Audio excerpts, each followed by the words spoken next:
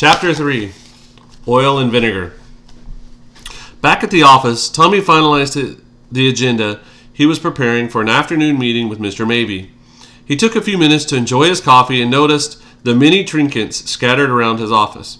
At times, he could lose himself in all the good memories each of the little toys and keepsakes provided. It was not uncommon for his team or his son to add to his growing collection of miniature trucks, motorcycle, and fun other items. Most recently, a team member had found a toy Harley Davidson made from little bolts while in India. This attention shifted back to the present as he realized it was almost time for his scheduled meeting with Mr. Mabey. As the meeting started, Tommy started out to outline the information to be discussed. In quotes. "We don't have time to cover all this," Mr. Mabey interrupted. "Here's what's going to happen. You're going to get your team in shape, or I'm going to start replacing people." Tommy was shocked. His blood pressure and emotions erupted. "Excuse me? This meeting is scheduled for an hour and a half, and there are concerns we need to discuss." "Like what?" Mr. Mabey asked. "Well, for starters, I would like you to take a softer approach when dealing with my staff."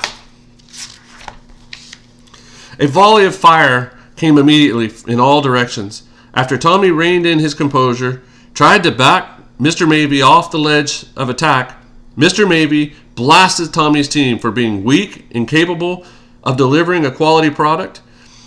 He was met by a restrained Tommy as he again tried to regain control of the meeting by prodding Mr. Mabey into explaining his statement that the delivery team was not meeting its goals. Mr. Mabey then again elevated his voice, and this time he slammed papers on his desk and paced erratically around the room. He shouted, "You see? You don't even know what you should be delivering. No wonder you and your team are so worthless." Tommy began to feel like a punching bag, and he was being pounded by a professional boxer.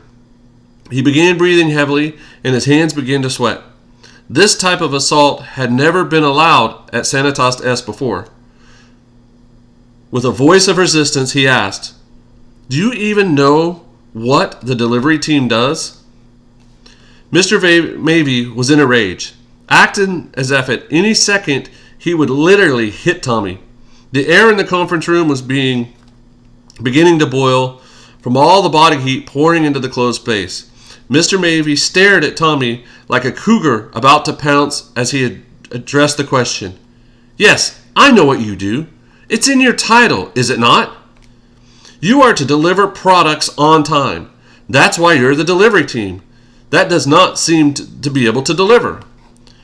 Feverishly, Tommy replied, "Not even close. Seriously, you don't even know what my departments do, and you're basing your assumption on my title?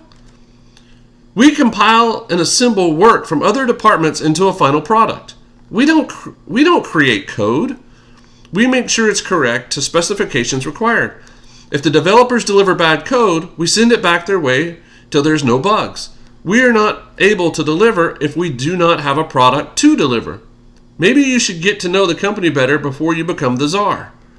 Mr. Mabey stared at his prey and slowly sat down, glaring into Tommy's eyes.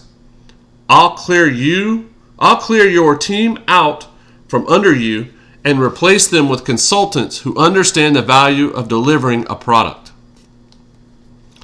Tommy asked what the reason was for replacing the people.